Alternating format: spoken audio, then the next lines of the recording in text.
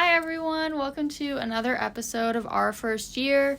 It's Liv again, and today I'm with a special guest who will introduce themselves now. Yay! Thank you, Liv. Hi, everybody. My name is Kate Venturina. My pronouns are she, they. I am one of the student managers here, actually, at Student Diversity and Inclusion Office. But I am also very involved because I am the president of the Asian Student Organization here at Columbia.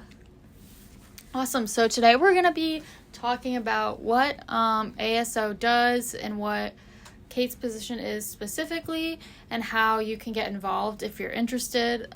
So if you just want to give like a recap of ASO and maybe some upcoming events that people can join. Yeah.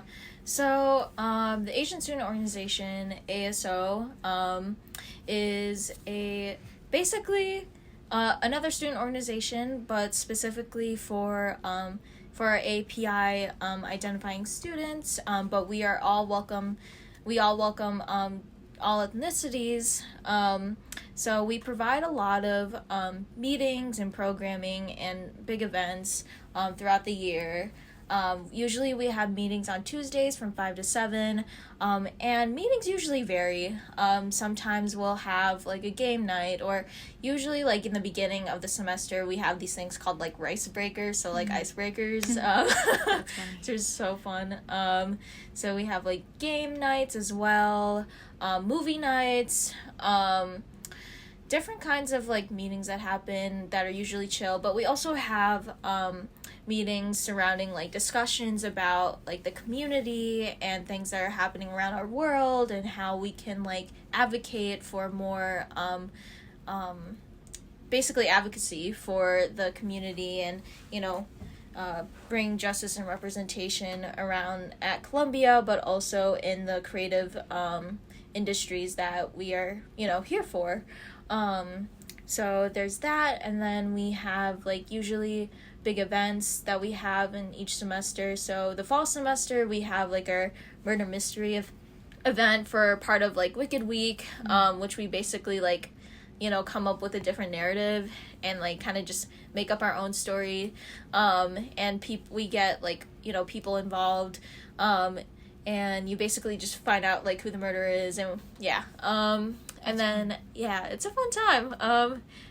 It gets a little chaotic, but a fun time either way. Yeah.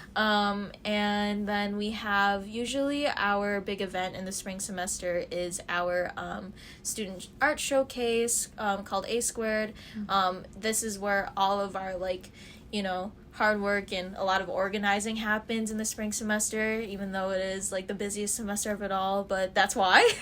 But it's basically where students can submit their own art and have them displayed, either if they want to like describe it on stage and explain it, or if they want to just display it like on a table or something, that works too. And then usually we have like guest performances. We're trying to get food this time around again, yes. As it did before the pandemic. So that's really exciting.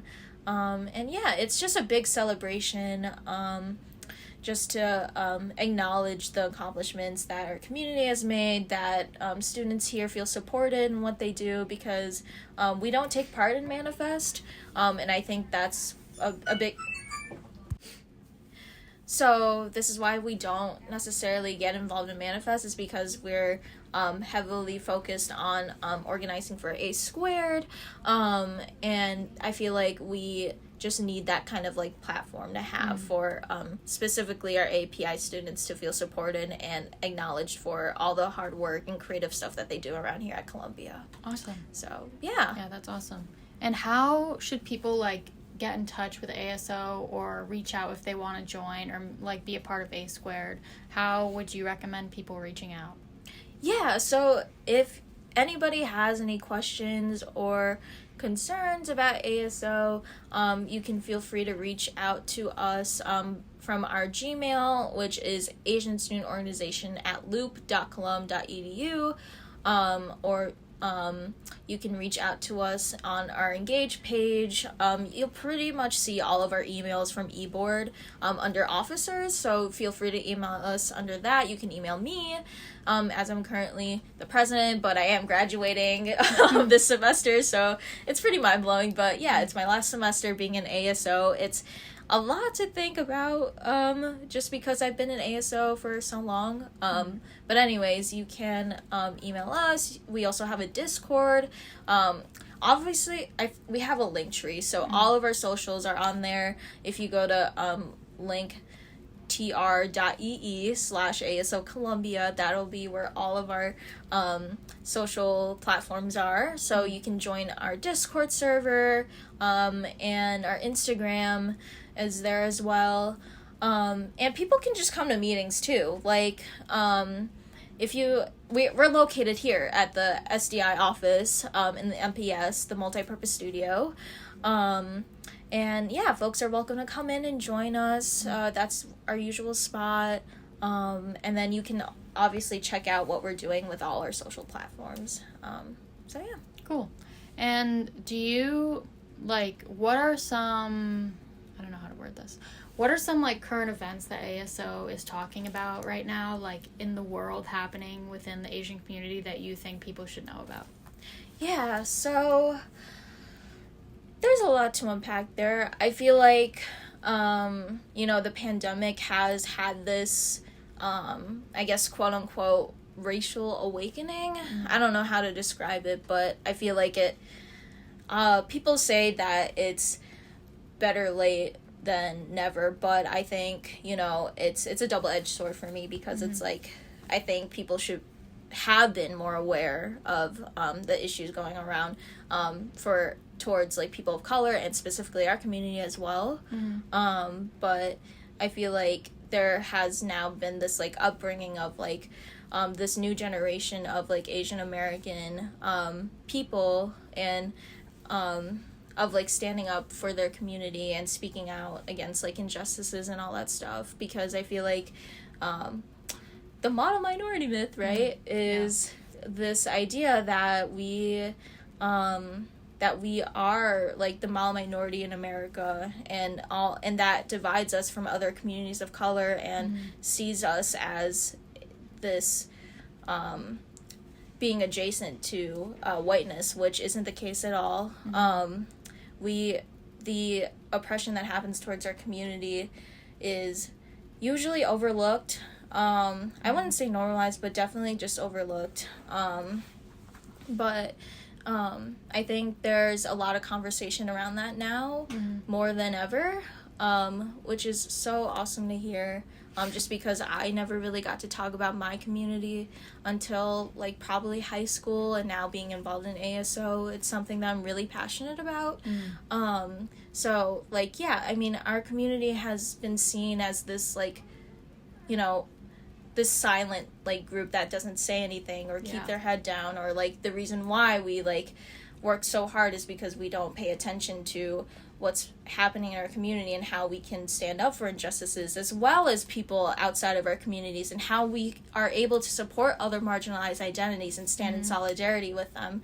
I think that's where my core ideals lie in, I guess, and that's why I heavily put that in the work that I do at ASO. I think also too about the mass shootings that happened recently, which is really saddening and unfortunate to hear. It's we had to send out a statement again, because of what happened in 2020 in March with the Atlanta mass shootings towards the Asian woman and in the spa, but it's it just comes to show how active we are, but also it's it shouldn't be on us to respond so quickly, as we're going through so many emotions and processing all of this about the injustices that happen in our world, the corrupt system, and the laws that we have to deal with in America.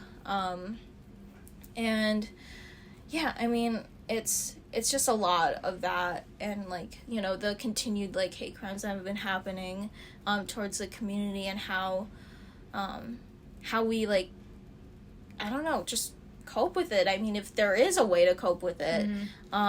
So we've just been having, like, you know, conversations about how to keep each other safe. Unfortunately, that's the reality of things nowadays. And just this week on Tuesday, we had a conversation, and we invited SDI's director, Cherie, in our conversation for this town hall that we wanted to open up the floor to our members and other students to talk about what they want to bring up, because the following week we are going to talk with Dr. Kim, since he wanted to visit us, which is very surprising from him, considering how the connection between there's this disconnect between, like, the administration and its students. But we want to set down the points that we want to bring up in action, to put in action, basically, and how we can, you know, voice those opinions and our concerns about how we want to make change around campus in all kinds of forefronts, whether it be academia or financial aid too. That was a big one. I think too of, like, how to hold professors and students accountable for any kind of discrimination towards students, because the process is such a complicated and frustrating process, and it doesn't have to be. And it's like, how we do have the power to voice that, but, like, how are we able to take the next step and put some action into that, you know? So how I know that a lot of, like, people in the Asian community, especially students, experience racism from professors or other students in their classes here at Columbia. I've heard multiple stories about that. So how would you recommend those students cope with that, first off? And because a lot of times, as we know, like, professors won't face any consequences from that. Right. So how would you recommend students cope and bring that up to, like, administration or somebody that can help them with that? Because I know that that's a big challenge here. Right. Honestly, when it comes to resources like that, they're so hidden. And that's another thing that we talked about, how, you know, how hidden and, like, kind of, like, hush-hush, like, trying to reach out when something happens to a student, is, like, people didn't know that they could reach out to any of the faculty about, like, Title IX stuff, and then Cherie being a confidential reporter about that. So I think it depends on the person. I believe that in terms of, like, how to cope with that, they can reach out to us if they need any kind of support about that, or if that's something that they want to, like, bring up to us. Obviously, I think Cherie being the main point of contact as well, since she is a confidential reporter, and she's very well versed in, like, this kind of work, and I think she'll be able to, you know, give people the right directions to where they need to be. But it is, like you said, it's frustrating because people, you know, professors and students here who, you know, do such, like, discriminatory things, they don't, you know, hold themselves accountable for what they do. Exactly. And it's the biggest reason is because they don't care, and they're, you know, bigots, you know. So I think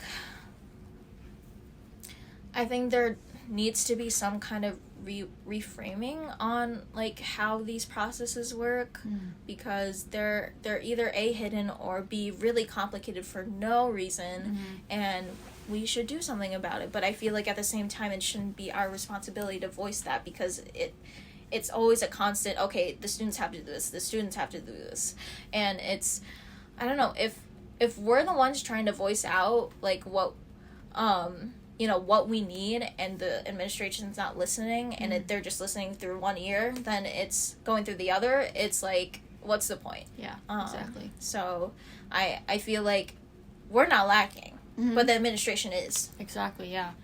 I think that yeah, what you said about like finding support maybe just in other students is like the best way for students to really cope with it, because you're not getting any help from people who can actually like make a change. Yeah. But yeah, so I was wondering, what are some like, since we're obviously you're also a film student, what are some like some films, animations, TV shows that you think are really like supportive of your like experience? I know a lot of people like really resonated with Everything Everywhere All at Once. Oh my gosh, yes. So, what good. are some other examples of that you think students specifically in the Asian community should watch and really like they can find relation to that? Yeah, so I actually have a few recs. Let's see, Everything Everywhere All at Once is such a good one. I think Turning Red specifically, surprising it's Disney, but it is a Pixar film, so it kind of makes sense actually. But, Turning Red, we actually did a screening of that last spring semester in March when it came out, and it's really good. I highly recommend that because we love woman directors, producers, woman-led stuff. Yes. And I highly related to the main character and her relationship with her mom. It's always relationships with moms. It's the like, mom. it always hits hard with me. Yeah. Let's see. I think there's this other animated show. I watch a lot of animation considering I am a film major, but I am a voiceover minor too. But animation is something that I kind of want to get into more. But there's this other show called Amphibia where there's this girl who like ends up in this frog world, but like the world around it is like influenced by like Thai like culture and stuff like that, and she also talks about like her own like culture and food and stuff like that. And even though I'm not Thai, I'm like I like this is really cool to see because it's like there are similarities to my culture as well of like, and being in America too, like you see like little communities around that that look like you, and all I'm thinking about is, like, the supermarkets. Like, those are, like, the biggest, like, that's, like, the biggest, like, point of, like, in a community. Because, like, food is so important in our cultures. And I feel like, that applies to a lot of cultures, too, outside of the community. I have a lot. Yeah. When I'm being put on the spot, I'm just like, let me think about that. Any books, too? I know, like, for me, On Earth We're Briefly Gorgeous by Ocean Vuong was like a huge one. Okay, yeah. I heard good stuff. I know Crying in H Mart was a big one too. Crying in H Mart, yep. I have that one. That one. I love Japanese Breakfast. She's so great. Yeah. Oh, Michelle. Yes.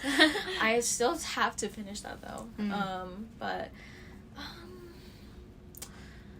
let's see. I think there's this graphic novel that I read. I think it's called The Magic Fish. And it has like a lot of, I think it's Vietnamese. It's about this kid who wants to come out to his mom, but he doesn't know how to. And it's there are a lot of like fantasy like elements that relate to that, the author's culture. So cool. And the art is really, really pretty. Oh, awesome. That sounds cool. Yeah.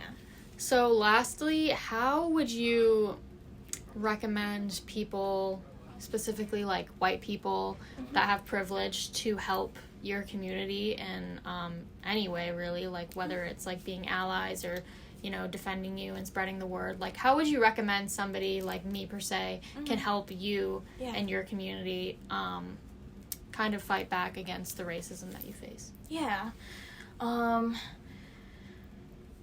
That's a loaded question. Yeah, it is a loaded question, which is fine. Because I think, I feel like our community is so interesting when it comes to just, like, race, obviously, but, like, the fact that we have always been seen as white adjacent, quote-unquote, which is not the case at all. Like, when people say stuff like that, similar to that, they're thinking about a more, like, black-white binary, right? They don't necessarily think about how big Asia is. So I think acknowledging the fact that our community is big and we have so many other identities that, can't, relate to. So like we have like our South Asian like communities, we have our Southeast Asian communities, which I'm in, and it's not just one big it's blob. not. It's really not. Yeah. That's why we are the Asian Student Organization. It's for our Pan-Asian community, meaning all folks from Asia. Yeah. So there's that. I feel like people don't understand that there's this colorism, like, colorism just exists, guys. Yeah. Like, come on. I think, too, when people think of Asian, they only think of, like, Chinese, Japanese, and Korean, East Asian, like, folks, which, like, I get, but also, like, there's more to us than that. And people don't even realize, like, I didn't even know this before I really learned more about Asia, that, like, you face colorism from other areas in Asia. Like, it's not just, like, Asia is all this one thing and you're all, like, bonded together. It's, like, such a huge range of people, and, like, you even face racism within that as well. Yeah, exactly. It's... we are such a big continent, Yeah, for real. but like, yeah, it ranges, and I feel like there's just been this weird separation in our community and between our communities and the community. That's a lot of communities. Yeah. But which is something to think about too. And how we can, this is why the Asian student organization exists, is because of like how we can like come together and stand in solidarity with one another with all these different identities that we hold within our Asian identities. So there are a lot of layers to that. I think in terms of your question of how white people should support communities of color and the Asian community specifically, I think is kind of like what you said, is like just being like allies and like listening to us and making sure that you're using your white privilege to stand up against injustices and really fighting the idea of the model minority myth, basically, and how to dismantle that. I think it's just listening and speaking up is like one of the good, like, best things you can do, because it just really depends on the situation too. How can you protect somebody? How can you protect a person of color from being hate crimed, right? Exactly. So how it's just all about educating oneself and doing your research before anything. Okay, I agree. Yeah, I think, like, for me, coming to, like, a bigger city, like, and learning more about, like, the Asian community and how it's so big and how there's so many different, like, parts of it really helped me personally be able to, like, understand what you go through more. And I feel like some people don't really get that, like, you actually have to do research and listen to, like, the community to be an ally and to understand what you can do to help. So I think that's a really big thing for people who are, like, curious about what they can do, is, like, know what you're talking about at least, and, like, learn as much as you can about the community. So, yeah, what else? Is there anything else, like, you want to say about ASO or anything in general, like, regarding this conversation that you would like to end on? Yeah. So, as I said before, we are planning and working so hard for our big event coming up for A Squared. This year's theme is called Be in Your Element, which is very Avatar: The Last Airbender inspired. Yes. Also a big recommendation. I would recommend for y'all to watch if you haven't seen it, but it's a classic. Go rewatch it if you already seen it. Yes. But yeah, so we appreciate all the help. We are looking for student artwork that we want to display and help you amplify. So if that's something you're interested in, and whether or not we accept all kinds of art, whether visual or performing or all of the above. We'll take anything. We are also trying to do a fashion show with some student organizations around here, with Latino Alliance, Muslim Student Association, and Picture Perfect, I believe, and the fashion department, or the student org for that. So we definitely are also looking for fashion designers and models for that as well. So we we'll take all the help that we can get. All of that, all of those forms for signing up for A Squared will be in our link tree as well. So yeah, I'm just really excited, and I, Yes. you know, just want to spread the word about A Squared. So please spread the word if you Yes. can. Well, thank you so much. I think this was a really helpful conversation for people to learn about ASO. So yes, that was Liv and Kate. Hey. Thank you all for listening, and we will see you next time on our first year. Thank you. Submit work for A Squared. Woo! Woo!